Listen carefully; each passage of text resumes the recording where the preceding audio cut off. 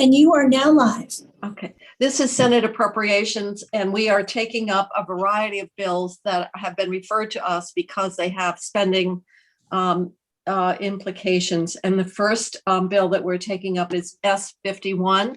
For anybody watching, you can see we just had a lengthy floor session. This committee is under a great time compression with the number of bills we have against a Friday deadline to get them moved out. So committee members are trying to eat their lunch and do work as well. So if you're wondering why everybody is eating, it's because we haven't had any break since we started this morning. So with that, I'm going to ask, Ledge Council is here to run through S51. And my understanding, this bill historically has not come to us because it's a campaign finance issue, but there is a study committee that was added by GovOps, and that's why the bill was referred here, although it had never been referred in the past. So Emran, do you want to just review what the study committee does and what it's composed of, and what the reimbursement, I'm sure, is part of what's provided for. So I thank you. Excuse me. Yes. Where is S51 so we can see it? Is it? Chrissy, It's posted on the web, and I also sent it yesterday. I sent all the bills that would be reviewed today in an email, but it's also on the web, and I believe that Amran will share it on the screen. Okay, thank you. I can share it on the screen. For the record, Amran Abergele, Office of Legislative Counsel.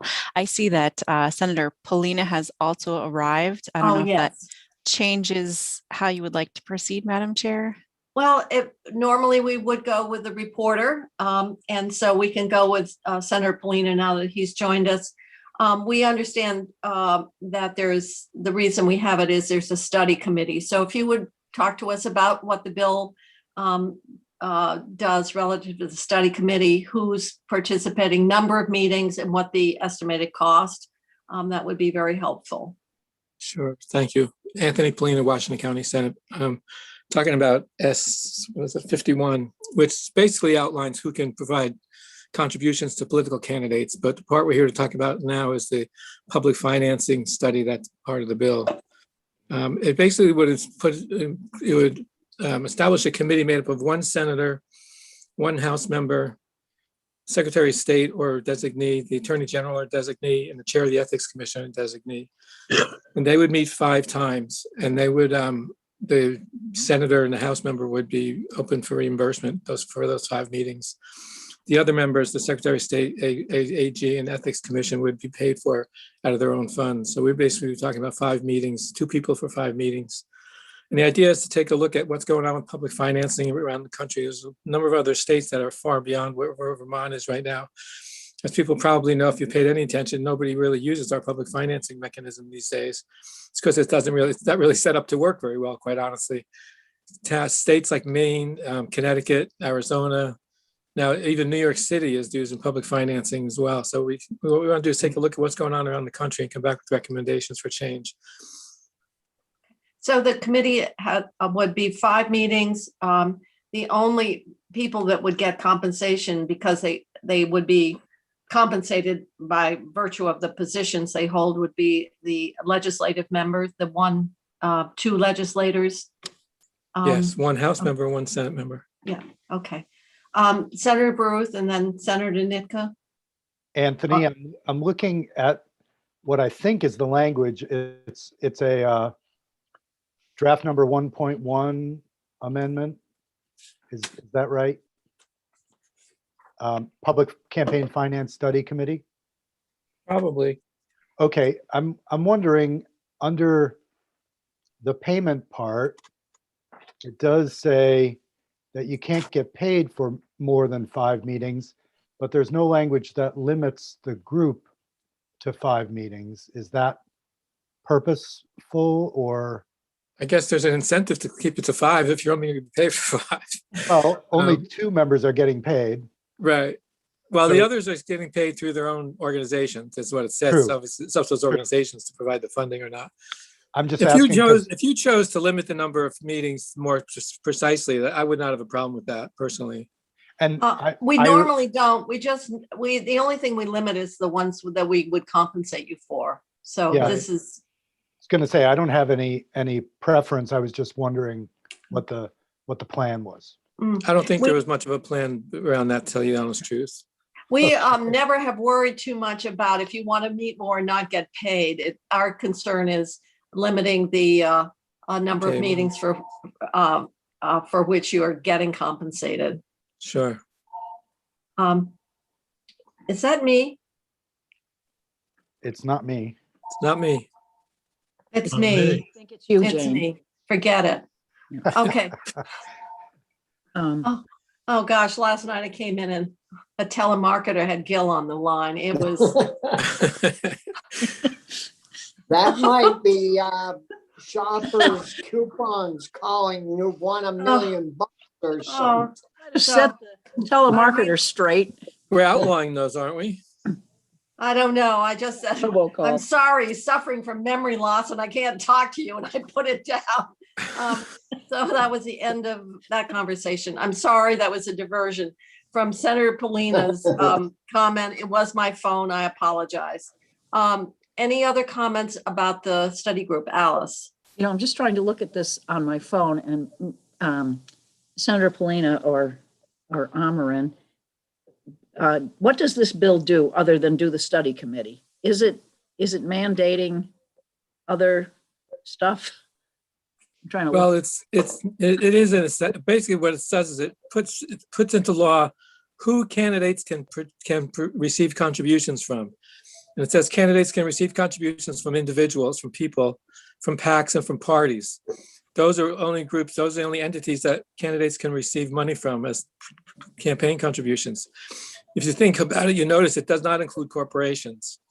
So it So- basically limits contributions to come from people, from PACs, and from parties.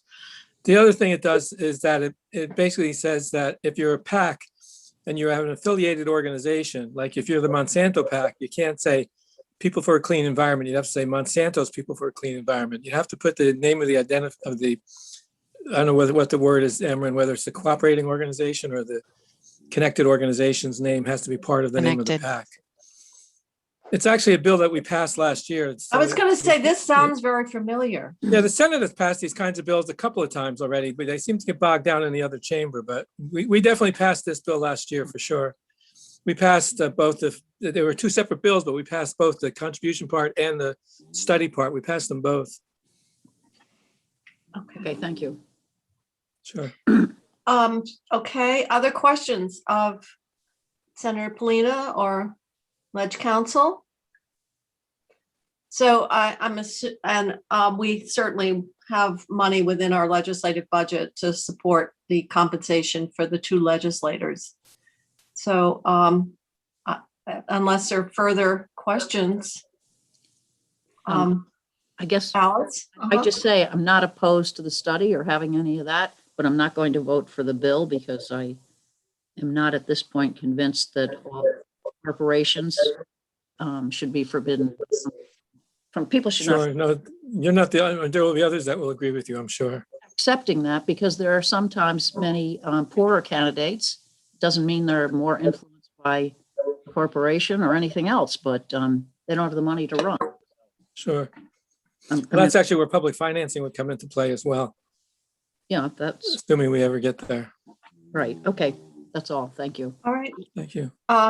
So do I have a motion to move? Senator Baruth has moved the bill favorably. Could I have a Senator Starr is stand up? So unless there's further conversation, we have a motion to move the bill favorably and seconded. So I'll have the clerk call the roll.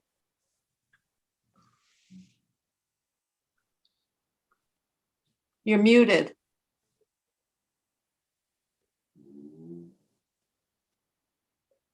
You having trouble? sounding- Oh, okay. Okay. Senator Ballant. I Senator. think she Bur- might be back. She said she was going to be late, so she might be back, late. Okay, we can hold it open if you like. Okay. Senator Baruth, yes. Senator Nitka, No. Senator Sears, Yes. Senator Starr, Yes. Senator Westman, Yes. and Senator Kitchell. Yes. So that's 510, but if you'd like, we can hold it open, Madam Chair. Okay. All right. We'll hold it until Senator Ballin comes. And the reporter would be probably who does the Secretary of State. I do. I You do. I do? think. Oh, okay. I think maybe you're right, Bobby. Yep. All right. Yep. So, Secretary of State. yes, Senator Starr then is the reporter. And we will wait to send our vote count and the reporter to the Secretary of the Senate so that we can get Senator Ballin's.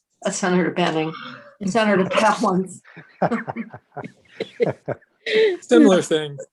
I know. Banning on the brain. I think we've got Benning on the brain. Okay, thank you very much. He's your seatmate. Thanks. Thank you very much. I appreciate it. Thank you. See you all Now soon. we're on to S109. And I see Ellen is here. Senator Westman is very conversant with this bill. I guess we're waiting for Senator Bray. Correct. I'm going to zip him a note to see if he can come a couple minutes early. Okay. We have a copy of the bill. You said it was sent out yesterday. And I have it on the website too, and I will make Ellen a co-host. Sometimes it's easy if you all see it on the screen. Uh-huh.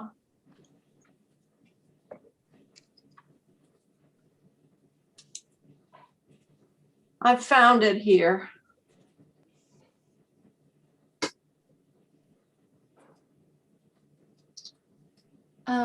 Right, so Ellen Tchaikovsky, Office of Legislative Counsel, it is under Senator Bray's name, I believe. And S109, there was a strike all amendment from the Senate Natural Resources Committee. And So the bill is introduced is not at all anything we want to be looking at. No. Okay. You want to look at. All right. We did have a fiscal note with this.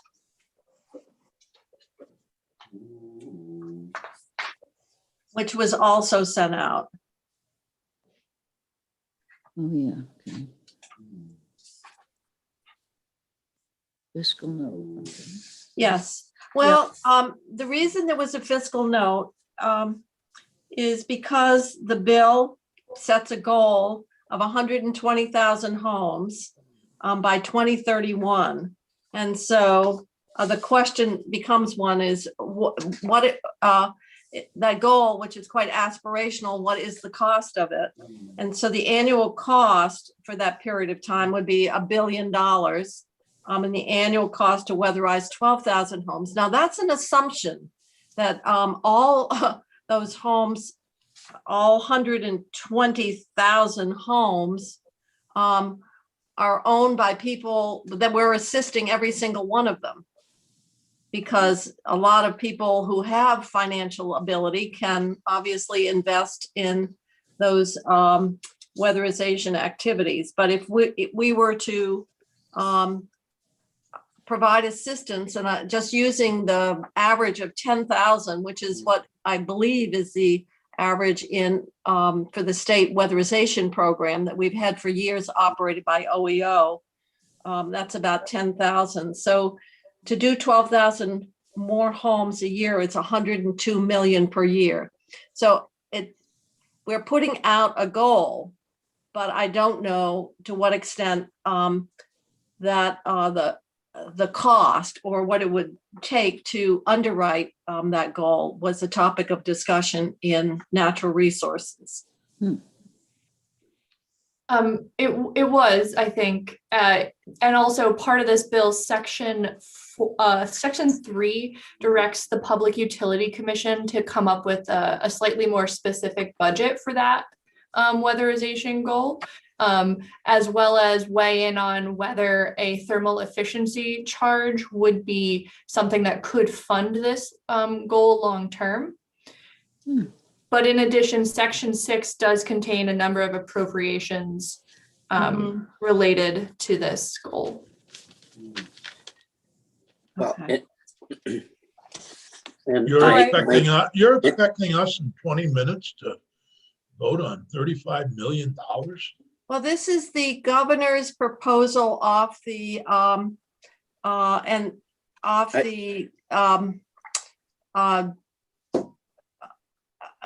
the governor was proposing to use general fund. If we move this bill forward, we would be providing this additional weather assistance using the new federal money, I the think, Relief Rescue Act money. So what this is reflecting in one place is the governor's proposal to weatherize municipal buildings to increase through Vermont Housing Finance. And I believe there was a 10 million to the Clean Energy Development Fund. So what it was doing, it's taking all these disparate pieces of recommended funding that the governor advanced and trying to put them together. So I think the 35 million is one-time money that is been recommended by the administration, which then our Natural Resources Committee looked at and put together in a package. So Senator Westman. and I would say to that I don't want to speak out of turn without the chair of the committee, but I think there was some thought in natural resources that appropriations might strip the money out and put it in the big bill. And but because there is a relationship in the language to the way the money would be distributed, because we now, with counselors, with the groups doing weatherization, the workforce that's needed to do all of that, we tried to pull people together so we didn't duplicate efforts in the way it got appropriated. So we put the money in the bill, but that's not to say that the committee expected this to move ahead of the budget. But what would we move ahead? We just take the whole bill and put it in the budget?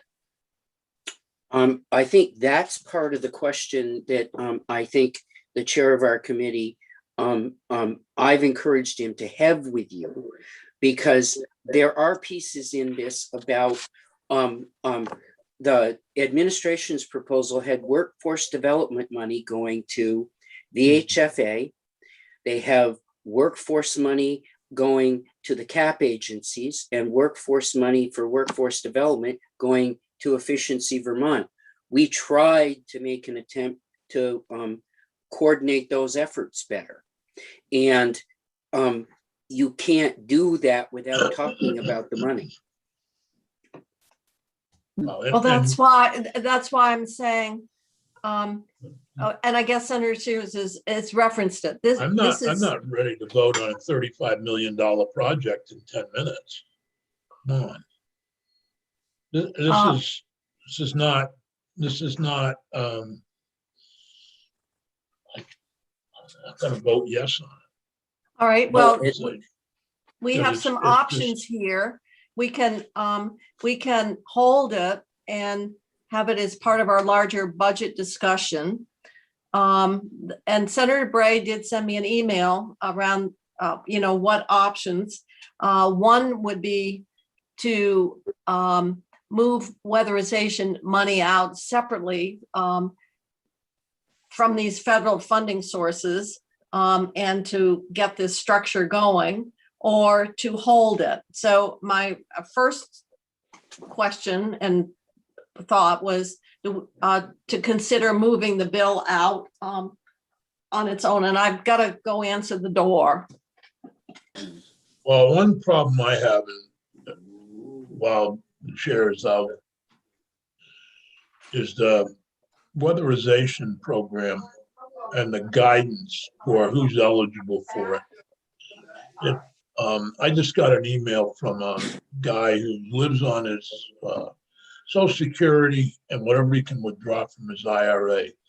So he's trying to take care of his disabled sister who has MS, and he drew out money out of his IRA to pay for it. Now he's not eligible for weatherization. I think it's crazy that we penalize lower income Vermonters trying to live on a fixed income to not be eligible for these programs. I just think these things really are troubling to me. It's once again, middle class taking it, and people without a lot of money Well, actually, part taking of it in this, the nose. And that's what's wrong. You want me to spend 35 million here, and I don't even understand who's eligible. it's, and part of what we struggled with is the fact that weatherization is done up to 80% of the median is done by the cap agencies. You get above that, it's done, so you have all these levels, and it's not seamless for anybody. No, it's not. And I tell you, you want to, I'm all for protecting the environment. Maybe we need to make these programs available to the middle class Well, and not make them Wouldn't- make decisions about whether to, they're not.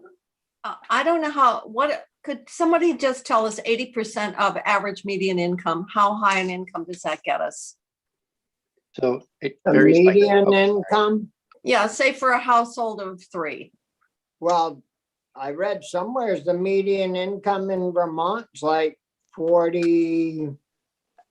No, it's more than 48. that. It's like maybe 60. Chris, do you know the answer to that?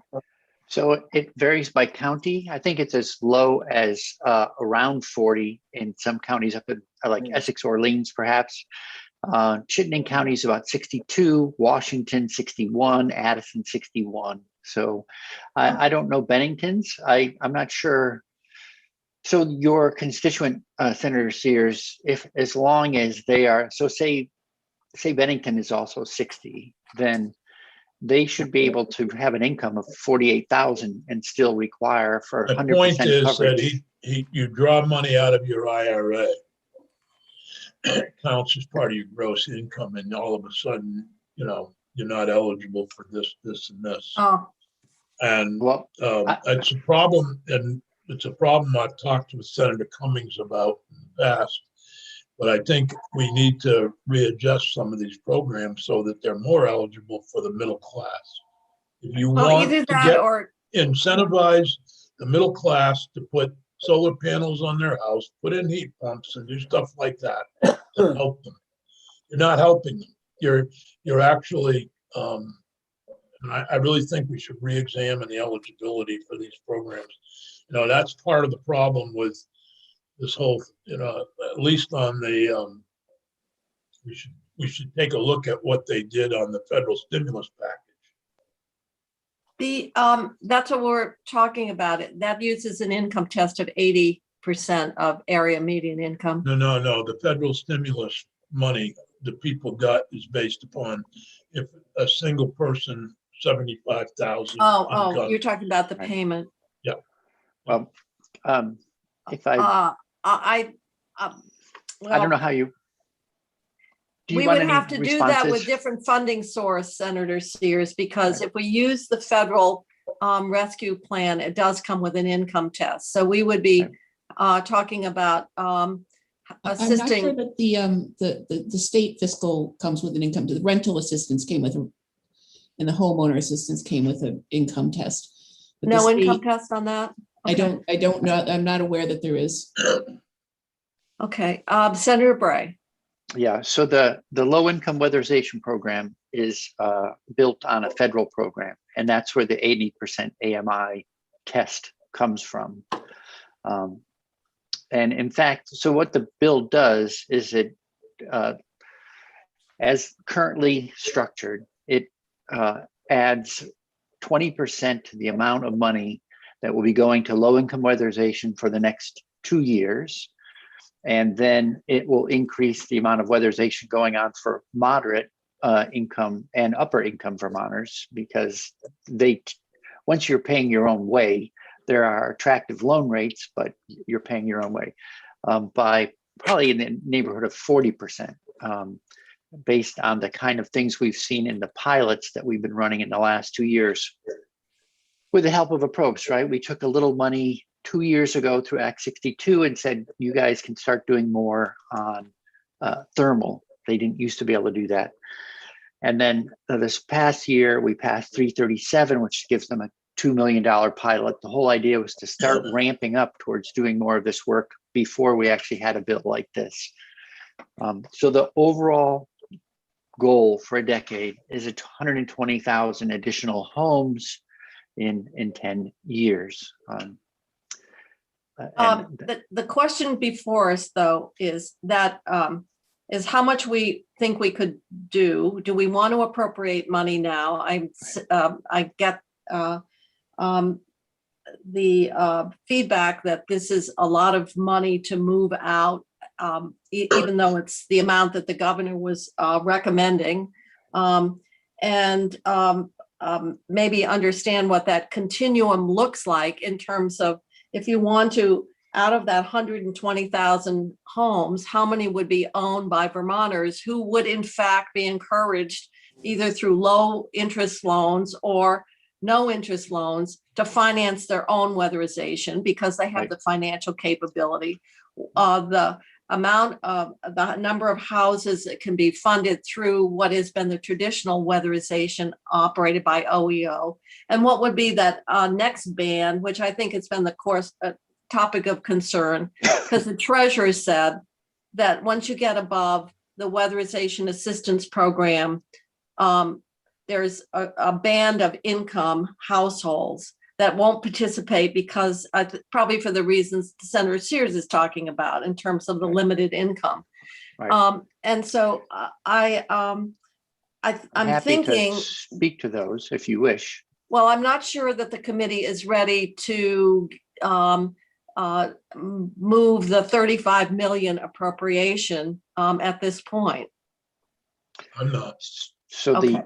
the one thing that we're doing and we're proposing is that all the increased rates of work, regardless of level of income, that we're taking one-time money and spending it over 2 years for two reasons. One, just as people are guessing, I think that there are practical limits as to how much more money you can spend well in over the prior year baseline.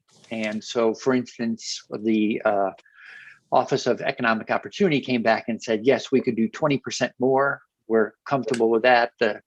We had similar testimony from other actors, Efficiency Vermont, Heat Squad, other people providing these services. So we're trying to be careful and get the most use of the money. And also there's a second reason to have that money expended over 2 years. And that is because one of the things we've heard repeatedly is, please don't give us a surge of money and then just go back to where you were. Because if we're gonna train people and get them out there, we don't want to have a boom and bust cycle with hiring or training. So the bill really focuses on all three things. We're looking at developing funding for the long haul. That's going to be the main task of the committee to come back with a long haul funding plan next January. Then meanwhile, we create two groups outside working on the other two legs of the stool, which is workforce education and training. We need more people to do more work. And then we also want to make sure that we have excellent trained sort of kitchen table counselors ready to meet customers where they're at and help them look at opportunities to save money. So, I think that the biggest thing, Senator Weissman knows. And we did all of that with an eye towards making sure there wasn't duplication between all the organizations that are doing the work. we still have a fundamental question here of whether people are prepared to appropriate this level of funding, whether it's 1 year or 2 years. And I think that's what I'm trying to gauge here. Senator Starr. Yeah, why would we give them the whole load of hay when we could give them enough money? What we've been trying to do is give these people enough money so they can get started early. And then the balance would get put into the regular bill that would come along the July 1st. And that way it would cut this down quite a bit. And This isn't fast track, Bobby. This is not a fast track bill. Well, and can I just so we say, haven't even really got to do it right now then, right? That's correct. That's what, unless there are multiple things here. One of which is, regardless of the appropriation, this is proposing to create a new fund, an energy savings fund. It is also attempting to put together these disparate pieces that are involved in weatherization and energy conservation to get them better integrated, so you don't have multiple training programs, for example, or the way in which one program fits with another. So the question we have is, do we want to save this, all of it, for the big bill discussion?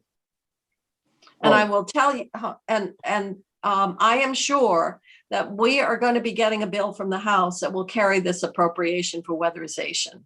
So it's not as though it's going to be today's the only time for the discussion. Oh. So Chris, do you need this? Do you need some of this money that should get put into fast track? No. So my hope, and part of the whole structure we're proposing here with this energy savings fund is the back to your hay. We're trying to put the hay in the barn and draw it out as we need it. And we want the hay that got delivered all in 1 year to last us for 2 years. Well, we can probably do that. Yeah. The other thing I would like to ask the committee to help I mean, us think not about. right this minute. I don't mean that. I mean, Yeah. if we're doing an appropriation over 2 years, you can split it up. I mean, because obviously with the federal money allows to be spent over a multi-year period. Right.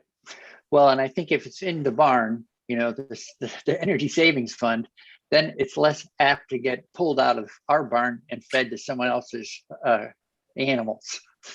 That's part of the whole idea. Keep it, to be able to maintain it and count on it. The thing that I wanted to ask this committee about, this is a very genuine question. I don't know how best to do this.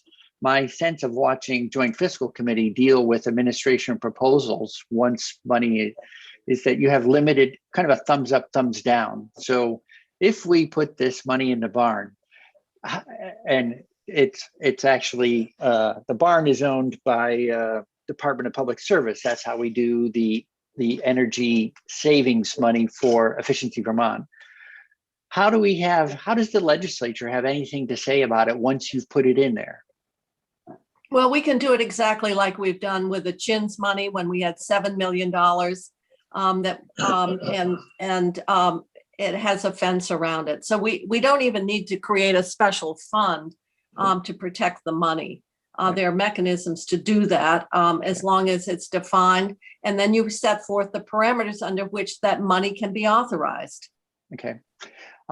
There is another sort of looking ahead reason that we proposed the Energy Savings Fund, and that is because that fund then feeds a collection of programs that are also defined in the bill and that we're working to improve and develop.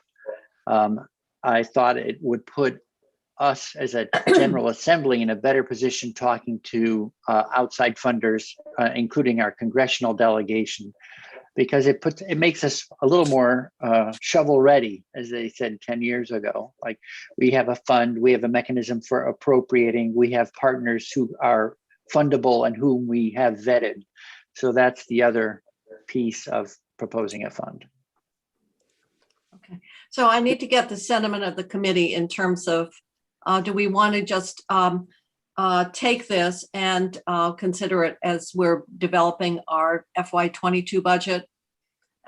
We can look at how we want to structure the use of the money to protect it over a multi-year period of time, and how we want to look at the coordination among the entities that are involved in. There was, Yeah, there was nothing in this, as we heard it in natural resources, that made it something that we had to do now.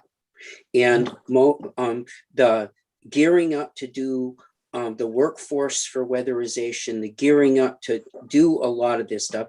And there's $10 million of that 35 that is for community solar projects. And there's going to be a long development into that. So I think there was and Chris can correct me if he doesn't agree, but we weren't in a huge hurry. We ran up against crossover deadlines and to get that, so we put it together all in one piece and sent it over. okay. Well, So we can wait then. And we can then wait work it and out. figure out how we want to fold it into the big bill. Because obviously the big part is coordination of the money and the partners involved. And the other is putting a fence around so that it is protected and available for the second year to support the work. Okay. And the other thing, if I may, you said there's another bill coming. Is that mixed into the budget bill or from the other body, or is that a separate bill? No, I'm assuming that probably when the House, and I don't know this, they're still working on their budget, would be taking off the governor's proposed list of one-time investments, his recommendation for weatherization, which is really what is reflected here. And and so I would expect the big bill, when we get it from the House, will appropriate money for weatherization. So Chris will probably look at that portion of that big bill to, if it's dealing with weatherization and all that. Okay, Senator Bray. My understanding, thanks, Madam Chair. My understanding is that the House, because we were working on weatherization, they said, okay, we're focused on broadband, House Energy and Technology. Then the governor's recommend comes along. They said, okay, they gave it a quick look.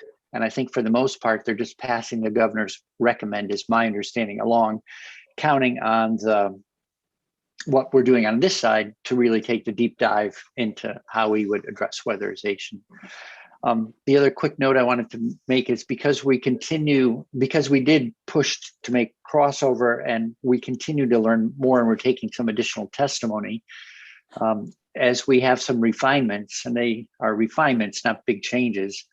I don't know the best way to do this. I'm wondering if we could bring changes to language to your committee so that when ultimately it does come out, those refinements could be built into what moves in the end. Sure, it's a dynamic document right up until the end. Okay. So if you've got changes, and if the desire of the committee is to consider this proposal in the context of the big bill, because so much of it is related to the funding, Right. then there'll be ample opportunity to align whatever the action the House has taken, how we want to refine it, what we want to add, and incorporate that one in our version of the budget bill. Okay, great. Thank you very Okay. much. All right. So I think the sentiment of the committee here is S109 is that we will not take action today, but that we will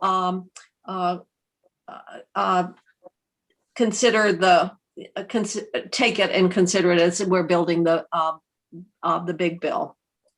Okay, and not move out any funding at this ahead of the budget process specifically for weatherization.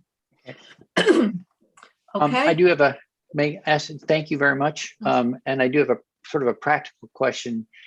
if we're doing that, what's my best way of informing the House? Just sharing the bill as it currently exists so they have a heads up on what's coming? As Yeah. opposed, Mhm. okay. All right. So thank you very much. And I guess right. I'm dismissed here. Well, Right.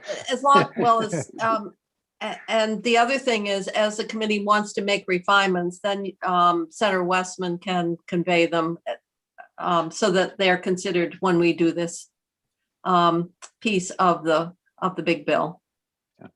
Thank you very much. Anything Senator Westman tells you, I'm sure it's going to be exactly what the committee's thinking. Well, you know something, Senator Bray, you can send us, you can also send us the language changes that you're recommending, or the, or if you want to, and because this is not a bill, you're not locked into it. So you can actually rewrite your language or different sections, and you can do that right up until the time we're working on the big bill. Okay, well, thank you very much. Actually, we've had a couple of good meetings since passing it out, and it's good to see. We're trying to make sure we get the most for the money and add some contingency features so that, and I would love to talk to you offline about that language that lets us have some influence once we've deposited it into that fund, so that we're not stuck with our hands off entirely and having perhaps the department making decisions that we would not. Well, we can, there are ways of writing the language so that is possible. What we could not do is take a new appropriation, authorize it by the Joint Fiscal Committee. But if there's language around approval of the Joint Fiscal, or further action of the General Assembly, which is what we did in a couple of cases, there are ways that we can make sure that we're not defaulting, and our ability to control how the money's used. Okay, who should I ask just to start looking at that kind of language? Joint Fiscals, we've got it. I'm sure. Okay, Stephanie, I'll check Stephanie in with can- It depends on how you do it. A transfer into the special fund, you control the appropriations out of the special fund. So it's still in your bailiwick, or you do it as an appropriation with triggers. Yeah. Okay, Those are the two so I'll options. follow up with you, Stephanie, offline. Thanks so much. No, don't Okay. worry. We have ways of doing it, Senator I'm Bray. sure. Okay. She has her ways. I know what that means when I hear it said that way. Okay. Yeah. All right. Thank you. All right. Thanks very much. I see we have Senator Brock in the, not only is he out of the waiting room, he's just in here waiting. So we're going to. Intruded, Madam Chair. So we're going to move on to our next bill, which is the new worker bill S62. Is that correct? Okay. So Senator Brock, welcome. Thank you very much. Would you like me to go over the details of the bill, or is the committee familiar with it? I think we're very familiar with it. Actually, it was this committee that ended up moving it from a tax credit to a grant, and the grant was what got all the free publicity of worth millions of dollars. So my understanding is what the bill would do is take a benefit that has been funded through one-time money and recommend that it fall into a base funding status. That's correct, Madam Chair. The program has been remarkably successful, and of all the time that I've been around, I can't think of another program that we've had that produces a positive return on investment in its first year. And that's what seems to be happening here. We looked at, in thinking about economic development a few years ago, we looked around at what other states were doing, and typically what they would do is expend a huge amount of money in order to bring a new business into the state that would hire people. And so you think about New York, when they were trying to attract Amazon, they were spending something like $250,000 a job in order to bring people to get to work. We found similar things, people who would look for automobile plants and so on. And clearly as a state, we're totally outclassed. And so the idea came up with how can we do? Well, only in terms of our fiscal capacity, but we are very classy, Senator Brock, in so many other ways. Not to mention innovative. And that's what we did. We wanted to attract elephants with peanuts. And that's what we did. The jobs, we had situations, you know, if you take a look at the amount of revenue we get, if you take a job that pays probably less than the average wage in the state of about $48,000 a year in the remote worker program, if we brought a person in, we spent somewhere around $3,500 to do that. And we got $4,450 worth of tax benefit in the first year. But many of our employees, I think the average salary level of people that we brought in the program was about $96,000. And if you bring in a person, say at $150,000 annual income, the return on investment is almost $17,000 in the first year. And that's from property taxes, contribution to the transportation fund, other taxes, sales tax, meals tax, and income tax. So Senator Brock, as former auditor, you're very good with all these figures, obviously. Is there a but-for test? There's not a but-for test. No, there really is not a but-for test. Because what we're really saying to people is if you come and you take this and become a new Vermont resident in either category, we give you these things. Now, you could argue, and I think rightfully so, that, well, some of these people might have come anyway. And that's absolutely true. And you don't know which ones would or would not. But what we do know, certainly from the surveys, and you know, we have an awful lot of demographic information, a lot of survey information as to why did you come, where did you get the idea, where did you hear about it, what made you do it, and so on. And the answers that we get tell us that this program is producing dividends. And for one thing, we're getting numbers of people that we didn't get before. And that to me is a clue of success. Can you prove it? No, you cannot absolutely prove it. Okay. That being said, we got, you know, in these two programs, and we're talking about two different programs at this point. One that we authorized, I think, at 18, and the other one was in 19. The first one is a remote worker program in which we look for people who have jobs outside of Vermont that can come to Vermont and work from either home or from a co-working space, and as a result, be Vermont employees, although their employer is located outside of the state. When we did the expansion of the program in 2019, we added employers who were in Vermont who wanted to hire people and to relocate them to Vermont. And there in particular, we were looking for occupations such as nurses, teachers, mental health, substance abuse workers, childcare, retail and sales reps, people that we had demonstrated shortages of people available to fill those jobs. And again, we were successful in bringing them in. And by and large, they came, they brought families, they brought children. And we got, I think, just looking at the numbers for the period this program represented, we got 284 new tax-paying households. The average household income was $96,780. And we did it for an average grant for remote workers of $3,571, and for new workers, $4,605. And to date, we've awarded slightly over $1 million, $1,063,108. And what we're proposing this time is we've combined the programs a little bit differently so that we have kind of a unified program with two parts, one for relocating workers and one for remote workers. And we're asking for appropriation of $1 million for that purpose. Madam Okay. Chair. Yes, Senator Bruce. Senator Brock, I'm just wondering, I can't tell if I misheard before. Is this an attempt now to make this an ongoing program that would receive this level of funding year to year? Yes. Yes, it's Okay. based. Okay, because I was looking. Obviously, the legislature at any point can certainly decide that the program is not worth continuing. And we do have some increased reporting requirements to the committees of jurisdiction. So that there's ongoing monitoring to see that we're getting what we think we're getting, that the investment is in fact paying off. So Senator Brock, I have a question. We've created two different programs and you're talking about how you harmonize or you combine them. Base funding is extremely difficult, as you know. Yes.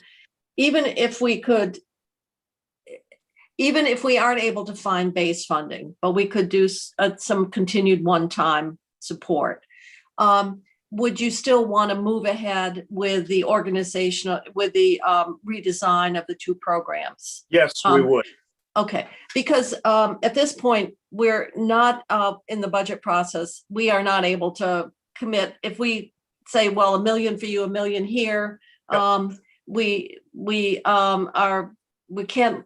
we're constraining ourselves to look at all the competing requests for funding in the full budget. So my question to you is, if we move the appropriation and just deal with the programmatic structure, at this point, that would still be something the committee would like to have move forward. Is that Absolutely. correct? Okay. Absolutely. And if the funding is one-time funding, I don't think there would be any objection at all by the committee, because again, the program, if it works the way we believe it will work, will prove itself for the future. Oh, okay.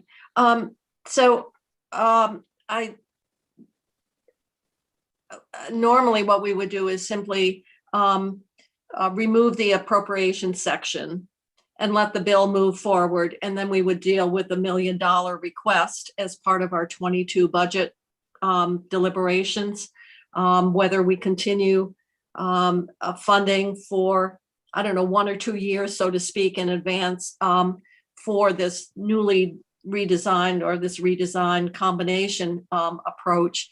And then, so we would deal with the programmatic, the design and consolidation and let the bill move forward to achieve that. And then we would deal with the funding, whether it's base or a continuation of one-time funding as part of our budget. Understood. Okay. Is that, all right, thank you. I just wanted to make it clear. We just had another bill and we ended up not moving the bill at all because it was so interrelated, but it seemed like this bill really had two very clear components. One is taking two programs that got developed sequentially and trying to rationalize them or put them together. Okay. So other questions of Senator Brock? Looks like you've changed. Normally, are you in a different location today? No, same place. Oh, Same place. oh, I guess you're just off at a different angle. Yeah, maybe I'm just looking at the camera differently today. So does someone want to move the bill favorably? We will amend it to strike that section on the appropriation. Senator Starr, your hand's up, but you're muted. Yeah, I'll move the bill in a favorable way. Yep. As amended. Okay. As I'll amended. second that. Beth, Stephanie. Stephanie, are you there to help us? And David is here too. David is here. Okay. So David could do the amendment on behalf of the Appropriations Committee. To strike section 5. Yeah, please. And then, so we have a motion to move the bill favorably by Senator Starr, seconded by Senator Westman. As amended. As amended, right, as amended. And we will, obviously, we're keeping track of all the requests, Senator Brock. Don't, we try not to forget what we have to go back to. All right, other questions of the senator from Franklin? So the clerk looks quite relaxed. Do you want to call the roll? I was just waiting to be so instructed. Oh, Senator Ballant. Senator Baruth, yes. Senator Nitka. Yes. Senator Sears. Yes. Senator Starr. Yes. Senator Westman. Yes. Senator Kitchell. Yes. Okay. Senator Ballin, are you there? I see her smiling, so must be she's okay. Well, I think we will hold it for her final vote. Now, the ACCD is, who is ACCD? Who's the reporter here? Uh, I should keep my chart out yeah. right here. It's Senator Ballin. Yeah. But because she's kind of weighted down, does someone else want to report it? Senator Baruth has agreed to be the reporter. Okay. All right. Thank you very much. Sure. So we will move it out today, so it will appear on notice tomorrow. Okay, great. Thank you very much. All right. Yeah. Committee. Thank you. Thank you. Our next bill is S25. Yes, and Senator White and Michelle Childs are on their way. Okay. When Senator Kitchell, just a reminder, we also need Senator Ballant to weigh in on. On the, okay. Chrissy Pearson wanted to be notified when we were gonna do S100 too. Okay, I will zip him a note when we get there.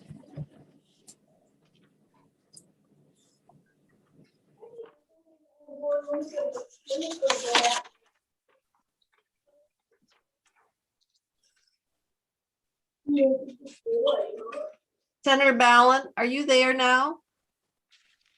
No? Okay. Hello, Senator White. Hello. How you feeling, Jeanette?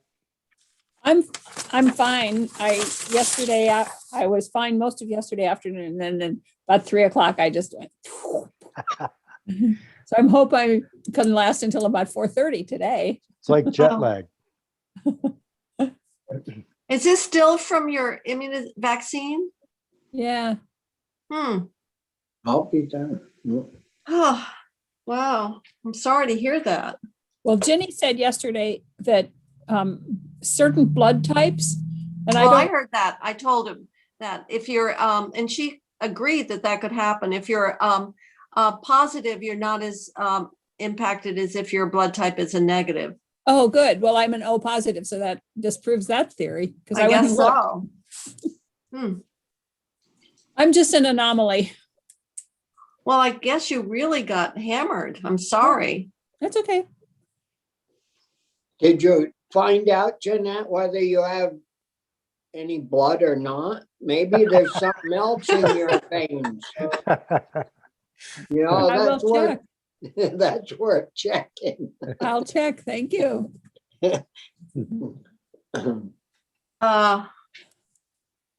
So Michelle Childs is coming, or?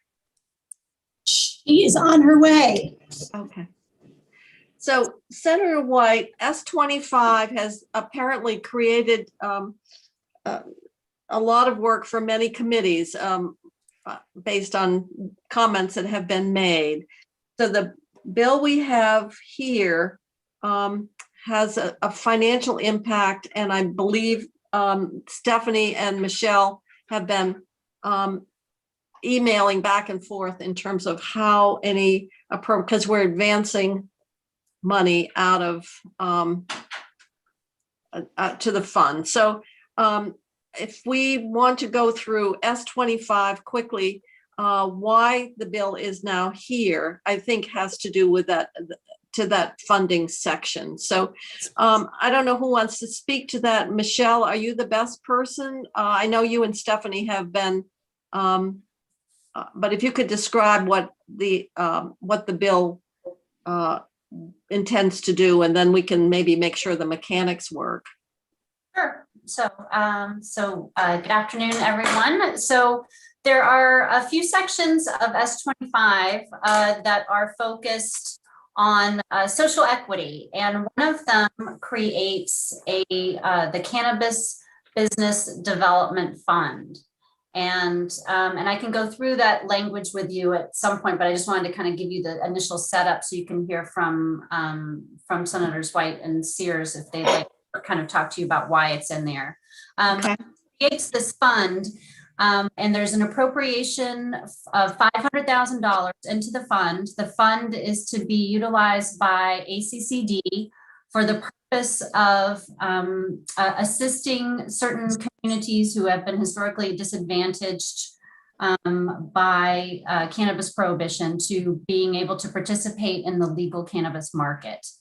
And so in talking with Stephanie, we didn't talk a lot about the funding piece in either Senate GovOps or House Judiciary, more kind of around the number and the idea that they wanted to put in there a $500,000 appropriation from the general fund into this Cannabis Business Development Fund that could be used for low interest loans and grants for social equity applicants who want to participate in the cannabis business. And so in talking with Stephanie, she explained that it needs to go from the general fund. It's a transfer. I did a little amendment for it, but I had done it incorrectly initially. So she straightened me out on that. And I do have language that you can take a look at for that particular amendment. But I think Senator White wants to talk about the purpose of the fund and why. Is this are there other financial implications here, or is it really the creation of this special fund, which I'm assuming because of all the feedback and concern about how that there needed to be some recognition of the disadvantaged populations as we're designing the program. So is this the one financial piece of the bill, or are there is one other provision in there that has to do, I don't know if you're interested in it or not, but it has to do with language that you passed last year in Act 164 relating to the dedicated money for the substance misuse prevention. And I hadn't really thought about that one, and it's codifying the language. It was in session law in Act 164. And as part of the governor issued a statement when he allowed Act 164 to take effect without his signature around his preference was for it to be in a special fund. That was not the legislature's choice.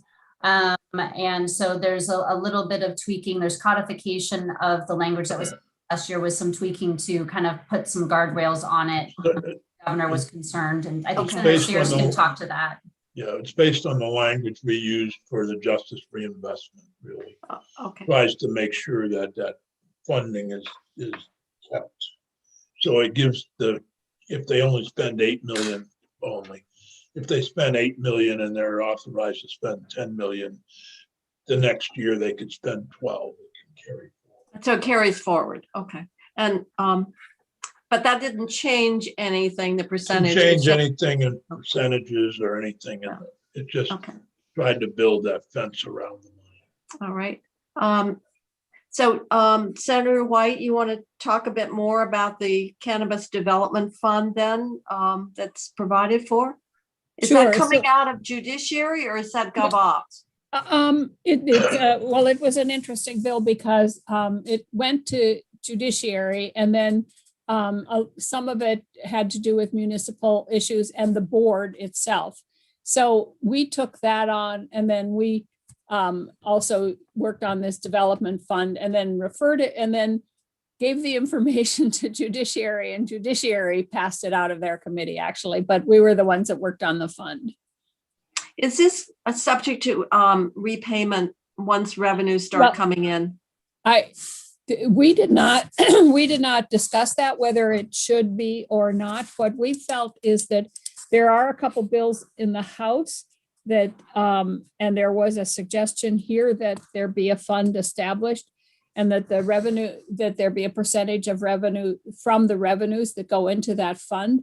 We felt that it didn't make any sense if you're going to establish fund that's meant for low interest loans or grants and technical advice and business advice to those applicants and outreach to get to those applicants, that it didn't make any sense to wait and set up this fund until there's revenue and everybody else has a leg up on setting up their businesses. So it made sense to us to pre-fund it so that people could actually start working on it and know that they could be in the running for a license.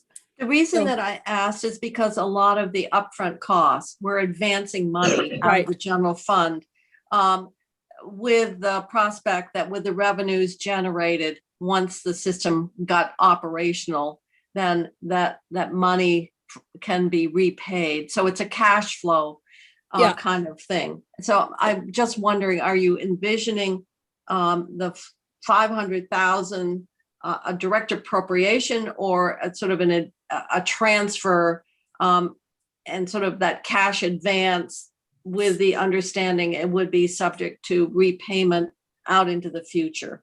We did not address that at all. We just thought it was important to pre-fund, and the mechanism for whether that actually is just an appropriation from the general fund or whether it's to be paid back is up to you. We felt it really important to pre-fund it so that people could actually get going on their business plans and getting technical advice and stuff. So that, but the mechanics of it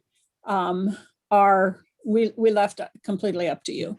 Yeah, and obviously to do all the upfront, write the rules, et cetera, there's a lot of upfront costs that last I knew, the first time we did this, was around 9 million or something that Yeah. was involved here, that we were advancing with in anticipation that revenues would then make the general fund Well, I think, whole. yeah, we advanced money for the board, and that's Yeah. supposed to be paid back at some point. So that's my really question is this, were you envisioning this same advance of money subject, or you didn't really talk about We it? didn't, I don't think our committee, and I don't know about judiciary, cares whether it's paid back or whether it's just an allocation. There was some We just- discussion about We that. just, our committee just felt that it was important to pre-fund so that people could get started and Sure. it actually could.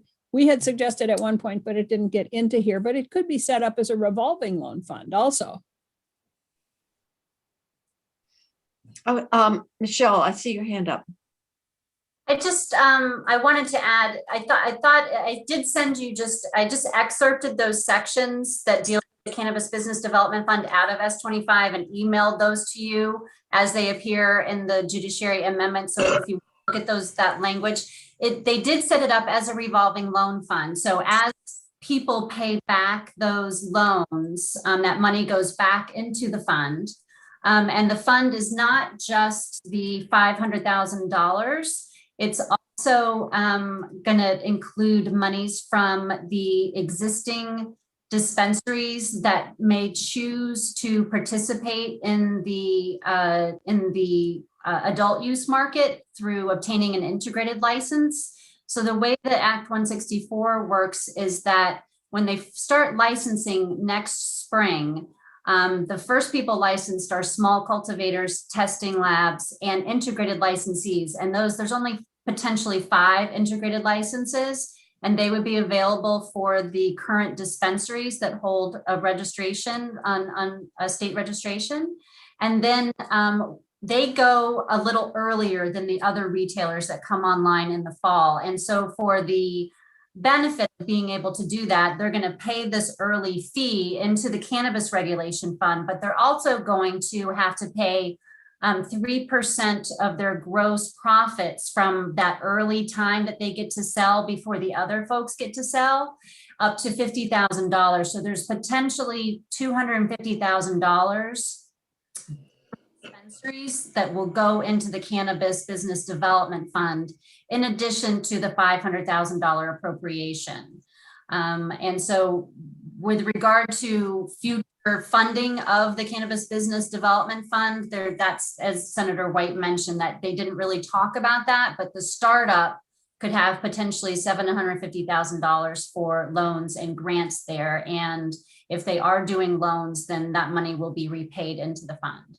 But can I just make a comment on that, though, that we don't even want to wait for that potential $250,000, because some of these people might want to become small cultivators.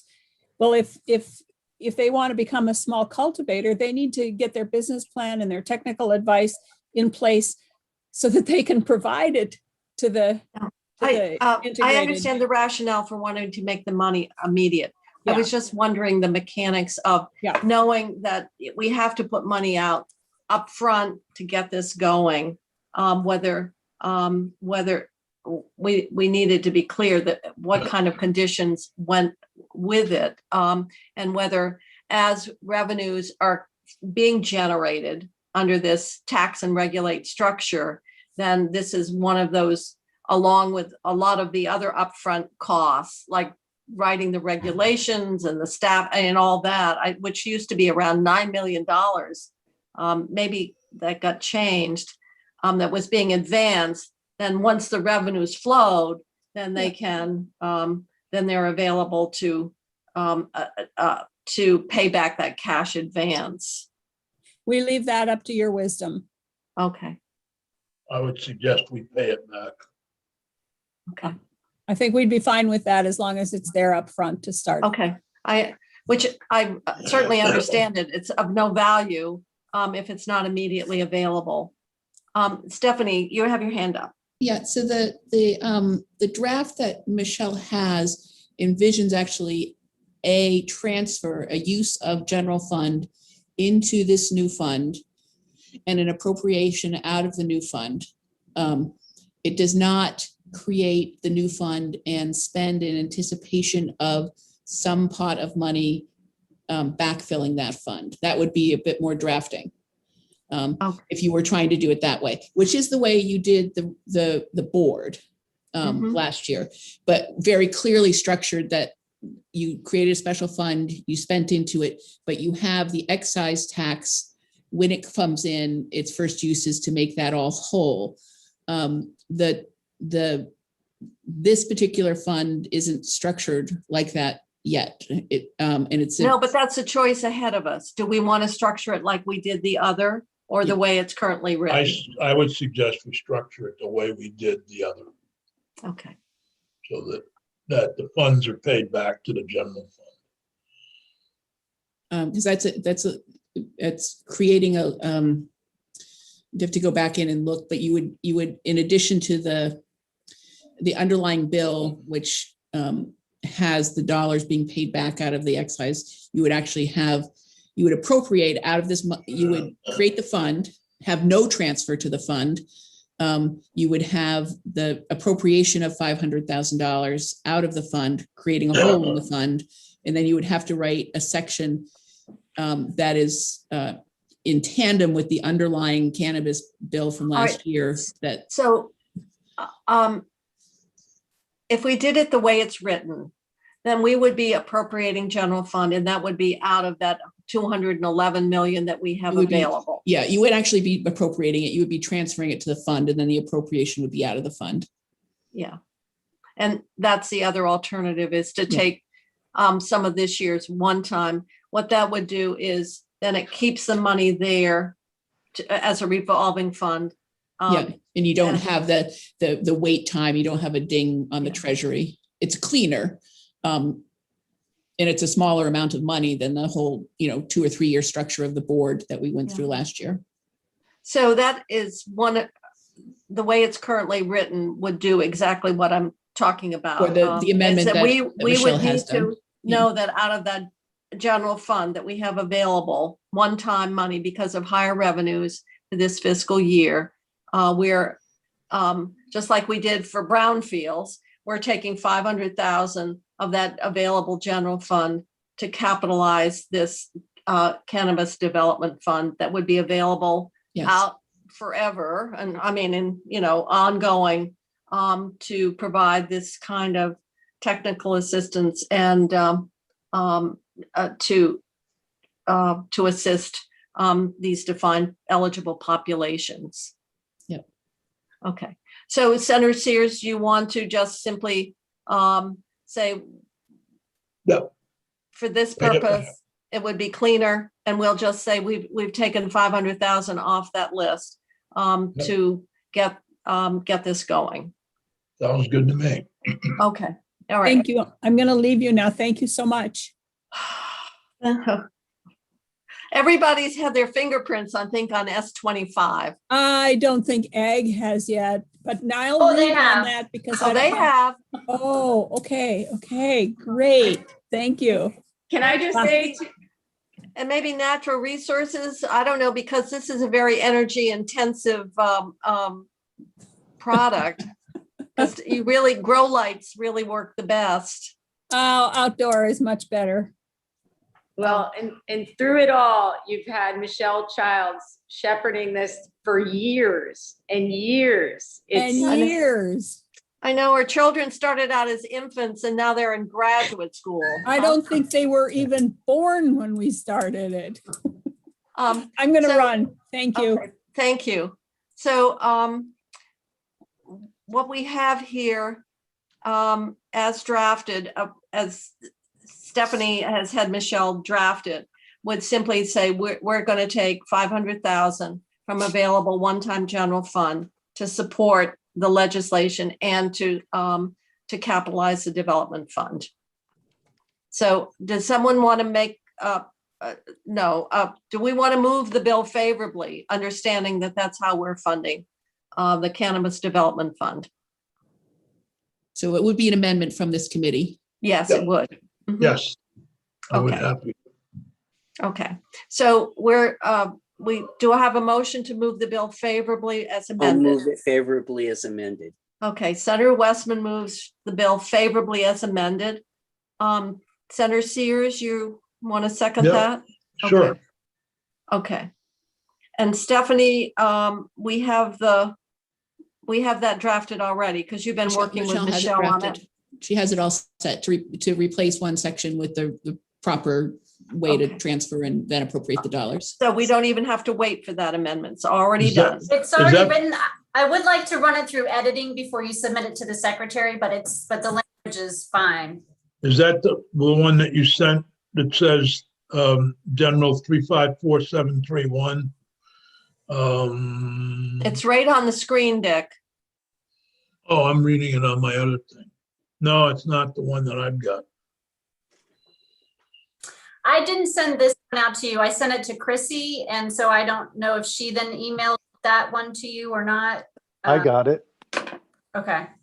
I'm trying to get through all my problem is I keep getting emails to vote against S30, and I guess I didn't read them before I voted. No, I guess not. So Oh. I can't find everything. Well, look on the screen and you'll see what it does. I It's see it. just- Okay, well, it's harder for me to read on the screen because you use small type. Senator Sears, I'll email it to you right now. Oh, thank you so much. Okay, so we're transferring 500,000. It's the same 500,000 in both A and B, right? Yeah, the A is a transfer and B is an appropriation. Okay, Uh-huh. cool. And this is what Stephanie is saying is the way we should do it to comply with how we move the money. Yeah, and to seed that as a revolving loan fund. Yeah. And Stephanie, we trust, just like Bill Belichick. Yeah. So we have a motion to move to amend the bill. So I'm going to just combine it to move the bill favorably as amended. And I think we have a motion to do that by Senator Westman. Senator Sears seconded it. Other discussion? Okay, then the clerk. Faites attention. Get You have busy. you have to say the clerk shall call the roll, otherwise I have no power. Are you ready to call? The clerk shall call the roll. Yes. Senator Bowen, yes, Senator Baruth, yes. Senator Nitka, No. Senator, Because I voted against the bill. what was that, Alice? I'm voting against it because I voted against the bill in committee. Okay. Senator Sears, Yes. Senator Starr. Senator Starr. Bobby, you're muted. We like that. Senator Starr. Leave him muted. Yes, Senator Westman Yes. and Senator Kitchell. Yes. Okay. 610. So the reporter would be Senator Sears. You want to report that, or who? ACCD is Becca. I'll do it. All right, Senator Sears can do it. He's been right Yep. there all along. Yeah. So while we have Senator Ballin back, we voted a couple of other bills, and we want to count your vote if you would. Yes, please. Senator Baru, thank you, Michelle. Do you want to? S62 was one of them. That was the remote worker. Yep, yes. Okay. And then I believe the other was it S114? No, it was S51. S51. That's a political campaigns, and it was the study group to look at public financing. Yep, okay, yes. Okay, so those are That's what both, we did. Okay. so that one was 610 and this one also 610. So we're all set on, when you said this one, you're referring to S25. Yes. D1. Oh, both the same. Alice, you voted against two of them? Yes, I voted against S51 about corporate contributions. Okay, But then S62 would be 70. that's right. Okay. And S25 was 6-1 again. Yep. Okay. So now we're down to S100. And we have a do you have Jim coming? And I think Chris was gonna come and all right. report. He's the reporter of the bill, him and Brian. Okay, all of this bill has a lot of money in it. It has, according to the fiscal note that we received, the annual cost potentially it would be to the education fund, the way it's written, would be $20 or $25 million to do That's university. wrong, Jane. That's what That's for the 5 years. cumulative. That's at the end of 5 years. Well, it's still creating an obligation of $5 million at the end of the 5th year, right? It runs roughly 5 million a year each year for the 5 years to get everybody on board. But the way it's written up, it shows that they gotta have 25 to 40 million this year. And that's not quite accurate. And Well, let me ask, is it cumulative? So it's increases 5 million a year. So that Yeah. 5 year, first year, 10 million, 15 Yeah. million, 20 million, 25 million. yeah, Okay. So in essence, if we are making a decision around a mandate that would, at the end of the 5-year phase in, would carry a price tag of $25 million. or could be a hair more, but yes, that's accurate. And then we have some one-time funding to various organizations. And I think that bears checking because we already contribute money to farm to school.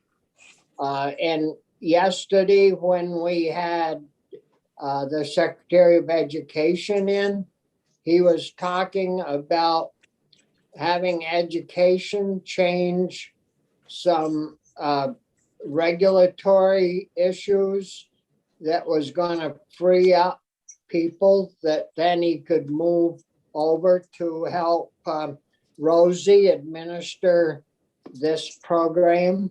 Well, if that's So- true, then we don't need to fund, we don't need to fund a position because he's saying that but that is contingent on changing those regulations relative to homeschooling.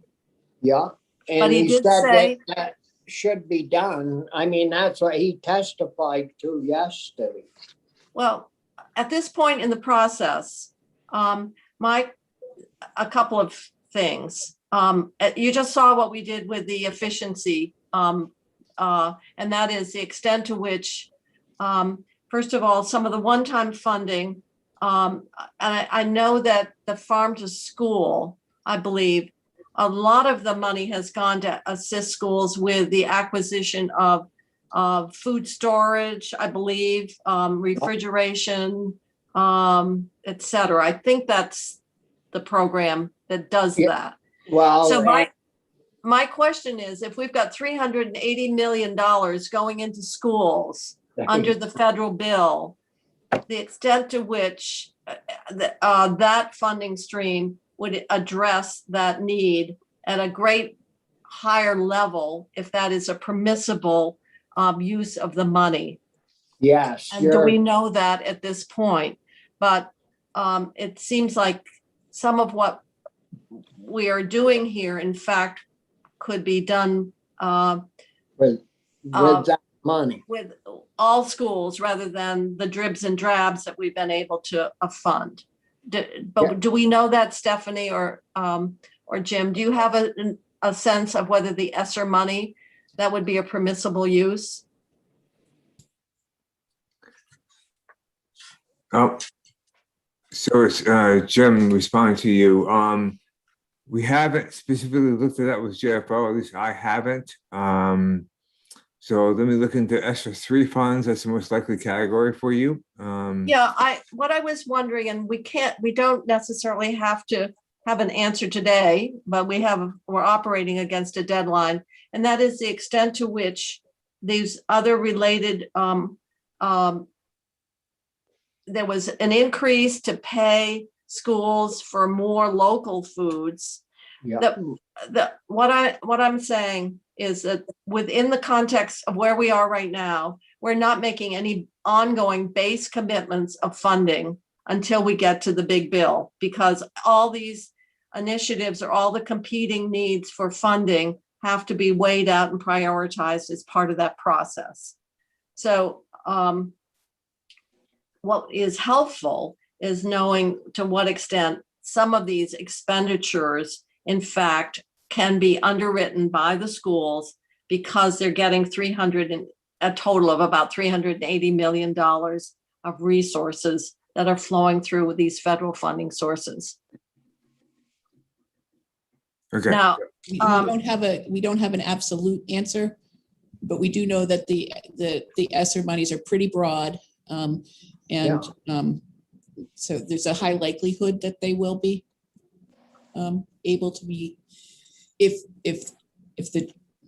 the local education agency is making a decision to make that expenditure. But That's the sticking point, I think, more than the eligibility. well, we could try to put some language in, even though we don't appropriate the money.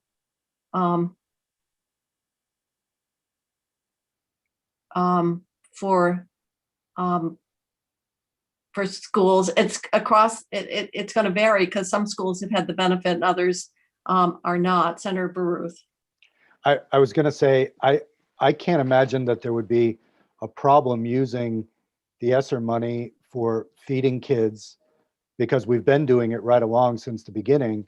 But what I would say is, if the LEAs are going to be directly, granted the money, which they are. It's going to take them deciding to do this. And many of them historically have made the decision not to do this. So, No, well, I mean, in that they don't provide it now. well, but 70 to 80 schools have done it, Phil. Yep.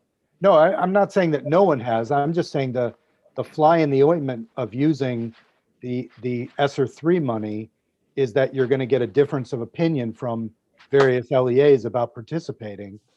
I thought this program was designed to not depend on the okay from an individual district. It was to set up a program where no matter what, kids are going to get fed. Yep. And so that's, I support this effort, and I wouldn't want to see it founder on 50 or 60 districts saying we don't want to use any of our LEA grant to fund this.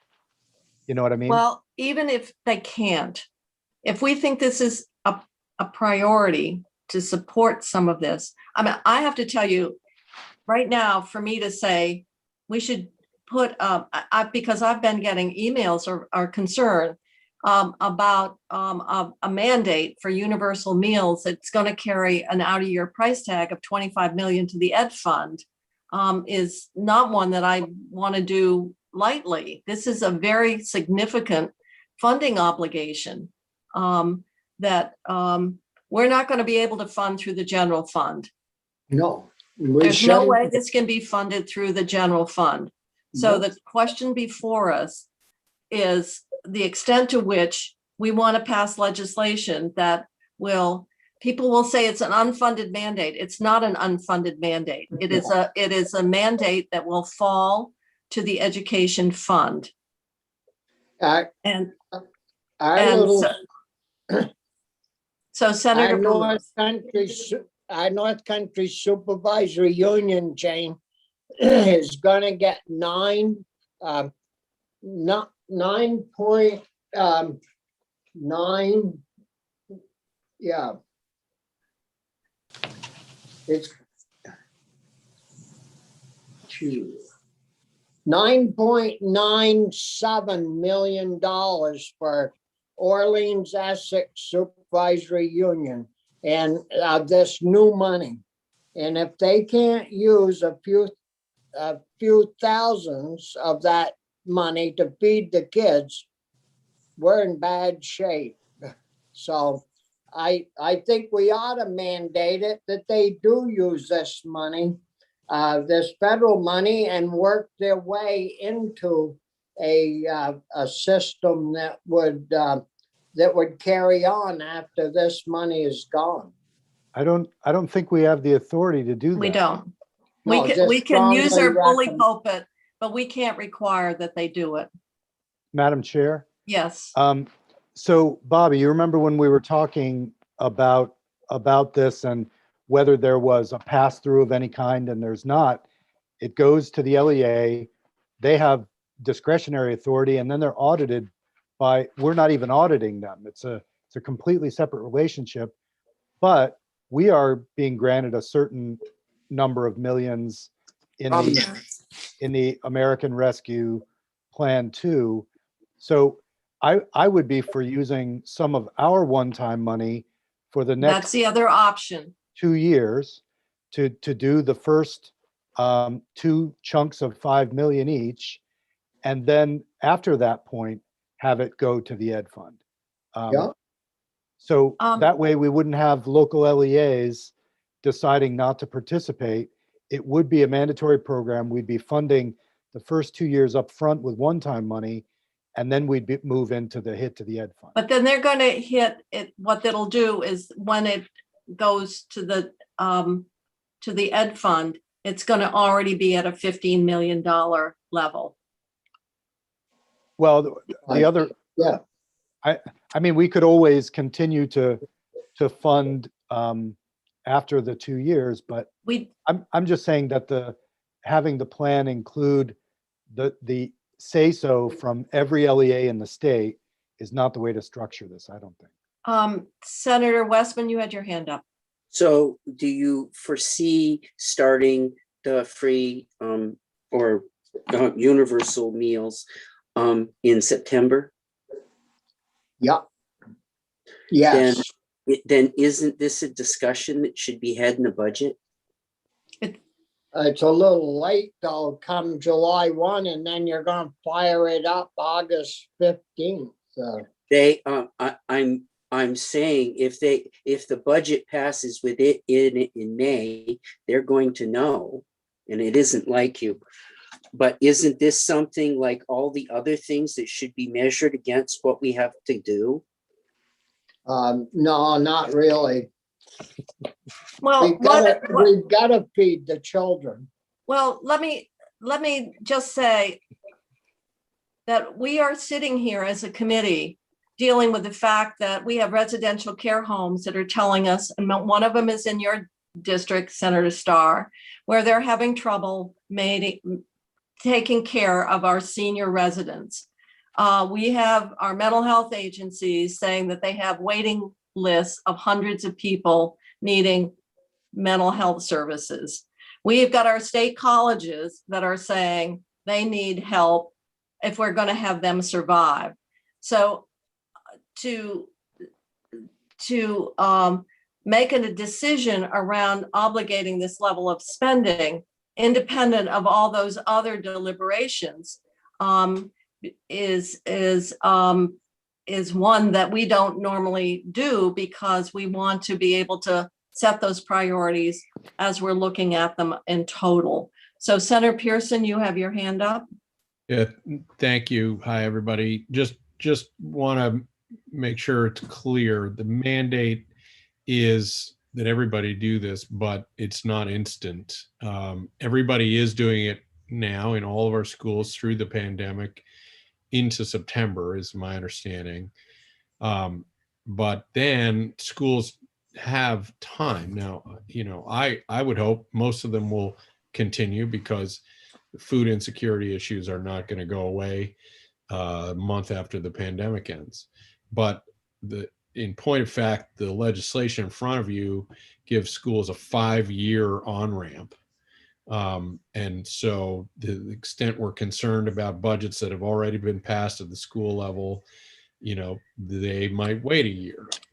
There, as you've just talked about, there maybe is the option for them to use local funds, but nothing is crafted here in a way that is immediately putting schools in a pinch if they are, for whatever reason, not ready to do this.